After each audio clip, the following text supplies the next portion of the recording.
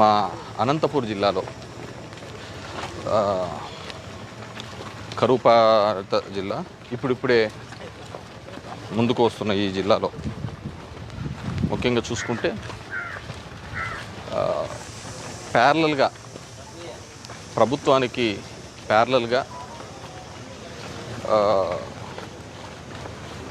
నడిపించిన రెండు ముఖ్యమైన ఇన్స్టిట్యూట్స్ ఏదైనా ఉన్నాయంటే అది ఒక సత్యసాయి, అదేవిధంగా ఆర్డిటి అంటే రూరల్ డెవలప్మెంట్ ట్రస్ట్ అనే పేరు మీద దగ్గరగా 50 సంవత్సరాలుగా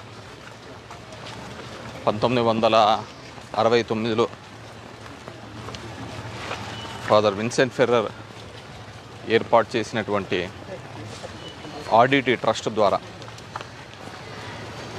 అంటే దగ్గరగా 55 సంవత్సరాల పైనకే పడుతుంది. దాని ద్వారా ఎన్నో సేవా కార్యక్రమాలు చేయడం జరిగింది. ముఖ్యంగా నేను ఇప్పుడు ఉన్నది ఆర్డిటి హాస్పిటల్, పత్తలపల్లి ఆర్డిటి హాస్పిటల్. అంటే మా అనంతపురం జిల్లా కాకుండా పక్కన తెలియని వాళ్ళంటూ ఉండరు. వీళ్ళు దగ్గర ఈ హాస్పిటల్స్కి ఖర్చుకి సంవత్సరానికి 80 కోట్లు ఖర్చు అవుతుందంటే అర్థం చేసుకోండి ఆర్డిటి ట్రస్ట్ ద్వారా. అదేవిధంగా 85,000 ఇండ్లు ఇప్పటికే కట్టించడం జరిగింది. నాకు తెలిసి ఇందిరమ్మ స్కీము ఇవన్నీ రాకముందు నుంచే ఇక్కడ ఇండ్లు కట్టించిన పరిస్థితి. వాటిలో చూసుకుంటే అసలు చాలా బ్యూటిఫుల్గా కూడా ఉంటాయి. 85,000 మందికి నువ్వు ఏ తాండాకైనా వెళ్ళు, ఏ ఎస్సీ ఎస్టీ కాలనీస్కి వెళ్ళు, అక్కడ ఒక స్కూలు, అక్కడ ఒక కమ్యూనిటీ బిల్డింగు, అక్కడ హౌసెస్ కూడా వీళ్ళు ఆ విధంగా కట్టించినారు. ఈ ట్రస్ట్ విన్సెంట్ ఫెర్రర్ స్పెయిన్ నుంచి ఆ రోజు అంటే వచ్చి ఇక్కడ సంస్థ ఏర్పాటు చేయడం జరిగింది. అండ్ అదేవిధంగా చెక్ డ్యామ్స్, కరువు ప్రాంతమైన ఈ ప్రాంతంలో చెక్ డ్యామ్స్ కట్టించడం కానీ, పిల్లలకు విద్య విషయంలో ఒక ఫ్రీగా ఎడ్యుకేషన్ చేయించడంలో, అదేవిధంగా హాస్పిటల్స్ వేరే బయట బెంగళూరు అలాంటి చోట కూడా ట్రీట్మెంట్ చేసుకున్న వాళ్ళకు కూడా డబ్బులు రియంబర్స్ చేసేటట్లుగా వాట్ నాట్ అన్ని దానిలలో కూడా ఆర్డిటి అనే సంస్థ ముందుండి చేసిన సందర్భం. దగ్గర 4.5 lakh పీపుల్స్ దీని ద్వారా ఇప్పటి వరకు లబ్ధి పొందడం జరిగింది. 3,500 గ్రామాలు వీళ్ళు చేసిన సేవా కార్యక్రమాలు ఉన్నాయి. కేవలం ఎడ్యుకేషన్ కోసమే 2,801 విలేజెస్లో ఎడ్యుకేషన్ కల్పించడం జరుగుతుంది. అదేవిధంగా కోవిడ్ లాంటి క్లిష్టమైన పరిస్థితులలో కూడా ప్రైవేట్ ఆసుపత్రులు కంటే కూడా ఆర్డిటి ఆసుపత్రులలో మాకు అడ్మిషన్ ఇప్పియండి, చెప్పండి అని మాకు ఎన్నో రికమెండేషన్స్. బట్ ఈరోజు ఆ ఆర్డిటి ఒక ప్రశ్నార్థకమైన పరిస్థితికి ఏర్పడుతోంది. గవర్నమెంట్ ఆఫ్ ఇండియా వాటిని ఫారెన్ కాంట్రిబ్యూషన్ ఫండ్, దానికి రెగ్యులేటరీ ఫండ్, దానికి సంబంధించి ఫారెన్ కాంట్రిబ్యూషన్ రెగ్యులేషన్ కింద రెన్యువల్ చేయకుండా నిలబెట్టడం జరిగింది.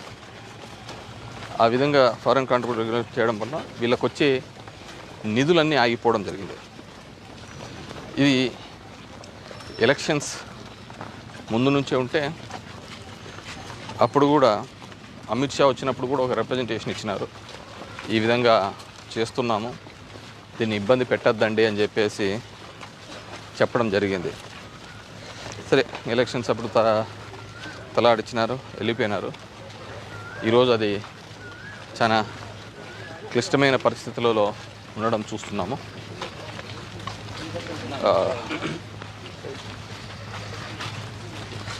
చాలా ఇబ్బందికరమైన పరిస్థితులు చూస్తున్నాం. జిల్లా వ్యాప్తంగా కూడా ఇప్పటికే వీటిని ఈ ఫారెన్ రెగ్యులేటరీ కాంట్రిబ్యూషన్ కింద ఉండే ఫారెన్ కాంట్రిబ్యూషన్ రెగ్యులేషన్ కింద ఉండేది మళ్ళీ రెన్యూవల్ చేయాలని చెప్పేసి ప్రజా సంఘ నాయకులు, ఆల్ ద పార్టీస్, దీనికి రాజకీయాలకు సంబంధం లేకుండా, ఎందుకంటే ఆర్డిటి అనే ఒక సేవా సంస్థ చాలా అద్భుతమైన రిజల్ట్స్ తీసుకొని రావడం జరిగింది. మా కరూరు జిల్లాని ఇబ్బంది లేకుండా తీసుకొని రావడం జరిగింది. వాటిని ఇప్పుడు నేను విన్సెంట్ ఫెర్రర్ సమాధి దగ్గర ఉన్నాను. ఫాదర్ విన్సెంట్ ఫెర్రర్ సమాధి దగ్గర నుంచి ఆయన 2009లో చనిపోయిన తర్వాత వాళ్ళ వైఫ్ అయినటువంటి అన్నా ఫెర్రర్, కొడుకు అయినటువంటి మ్యాథ్యూ ఫెర్రర్ గారు ఈ ఇన్స్టిట్యూట్స్ అన్నింటినీ కూడా సేఫ్ గార్డ్ చేస్తూ ట్రస్ట్ని సక్సెస్ఫుల్గా నడుపుతున్న సందర్భం చూస్తున్నాము. అంత సక్సెస్ఫుల్గా చేస్తున్న సందర్భం. నాట్ ఓన్లీ వన్ థింగ్, హార్టికల్చర్లో వాళ్ళు ఉన్నారు. పేదలకు డ్రిప్స్ కానీ చెక్ డ్యామ్స్, నేనే పోయిన ప్రీవియస్ గవర్నమెంట్లో ఇక్కడ సంగమేశ్వర్ దగ్గర, పోతుకుంట దగ్గర కాంట్రిబ్యూషన్ అమౌంట్ అంటే ఆ విలేజెస్ కాంట్రిబ్యూషన్, ఆ కాంట్రిబ్యూషన్ 5% ఉంటే దిస్ 95% వాళ్ళ కాంట్రిబ్యూషన్స్తోనే మనము కట్టించడం జరిగింది. ఆ విధంగా దగ్గర 3000 చెక్ డ్యామ్లు మా జిల్లాలో కట్టించినారంటే చూసుకోండి. గతంలో చెప్పిన విధంగా హౌసింగ్స్ ప్రతి ఊర్లోనూ all SC ST colonies almost 100%, BC కాలనీస్లలోనూ అంతే. నేను అనేది ఏంది, ఇందిరమ్మ స్కీమ్ రావక ముందు నుంచి కట్టించి తాళంచోలు మనకి ఇస్తారంతే. సో అదేవిధంగా తెలంగాణ ప్రాంతంలో చూస్తే చెంచులకు కావచ్చు, అచ్చంపేట ఆ ప్రాంతాలు, మా జిల్లాలో కాకుండా శ్రీశైలంలో ఆ అడవి ప్రాంతంలో ఆ ఏరియాలో కూడా కట్టించిన సందర్భాలు చూసినాం. సో మోరోవర్ స్పోర్ట్స్కు చూస్తే ఇప్పుడు నేనే స్పోర్ట్స్ డెవలప్ చేస్తామంటే మా ధర్మవరంలో 5 acres హాకీ కోసం ఇవ్వడం జరిగింది. సో అంటే ఎంత ట్రస్ట్ ఉంటే గవర్నమెంట్ వాళ్ళకి ఇచ్చి హాకీ కానీ ఫుట్బాల్ కానీ వాళ్ళు ఇప్పుడు నేర్పిస్తున్న సందర్భం.